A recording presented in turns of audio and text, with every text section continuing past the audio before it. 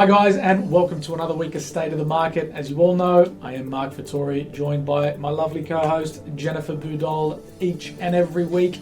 And again this week, guys, we are diving into a little bit more about what is happening on more of a week-to-week basis. So what we found here this week is been trending in the last 7 days, and we thought we'd bring it to light with you. So Jen, take it away. Great, thanks for that. I've got the first question for you today.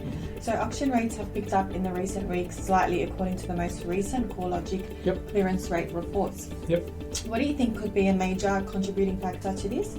And do you think this is possibly a bounce back in the property market within Australia? Yeah, very good question. Very good question. Now, to be fair, I don't think there's going to be a bounce back all of a sudden. I think that's the reality of it here. But personally speaking, I do think this is going to be something that we do see start to trend a little bit more often than not. Now, the reason why I say that is because more vendors are now probably accepting the fact that they're not getting the prices that they were getting, 6 to 12 months ago, even 3 months ago for that matter. And they've obviously come to understanding that, if I'm not going to maximize the profit, if I'm still making a profit, it's better than obviously not making a profit. So I think personally speaking, we are going to see more of this happen where vendors' expectations are lowered, buyers are obviously meeting them a little bit more rather than just jumping in from a FOMO perspective, the fear of missing out. Yeah, I agree with that actually. Second question, the Brisbane market has dropped in the last quarter by 0.1%, which has been the first time in 2 years. Understanding that a lot of investment over the past year has been on track because of the 2032 Brisbane Olympic Games announcement back in July and August last year, do you think this is going to create worry in the market in Brisbane? Again, very early to tell, to be fair. I don't think we're going to see a huge amount of drop right away, number one. And number two, if we are investing based on the Brisbane Olympics in 10 years' time, I don't think that's the right strategy to take owning either.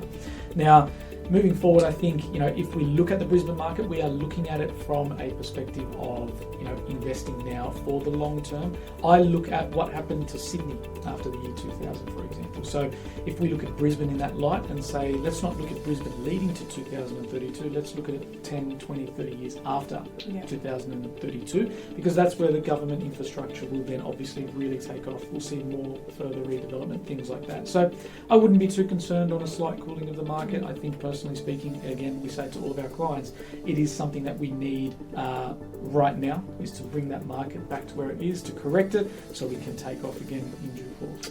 Great, it's a decade away anyway, so absolutely. There'll be a strategy in place for that. Lastly, over the last 2 years alone, we have seen a substantial amount of investment in the real estate along our stretched eastern seaboard coastline. Do you see that the heat or demand for such property slowing down anytime soon is something that will continue to push over the next decade to come? Yeah, again, fantastic question, and something that I speak about to a lot of people from time to time again. So in the last 2 years, we've gone through the COVID pandemic, we're on the back end of that now. What we did notice in those 2 years was the fact that more people than ever before were in a position to work from home and work remotely from anywhere in the country or even the world, to that matter, in order to continue getting their job done and so on. Now, with that said, I think the demand for being outside of CBD, or let's say metropolitan capital cities, is probably going to be reduced a little bit, just like anything right now. I still believe the coastal markets will most certainly keep that upward trajectory, but personally speaking, I think we are going to see it taper off just a little bit and cool down, because I think prices in those coastal markets were very overinflated as well. Yeah, I agree with that. That's all for today anyway, awesome. So thank you for that. That's it for your Tuesday State of the Market update, guys. If you have any questions, you're welcome to shoot any recommendations on what we should answer next, or any questions directly to us on LinkedIn. But other than that, we hope you have a lovely week, and we'll see you soon.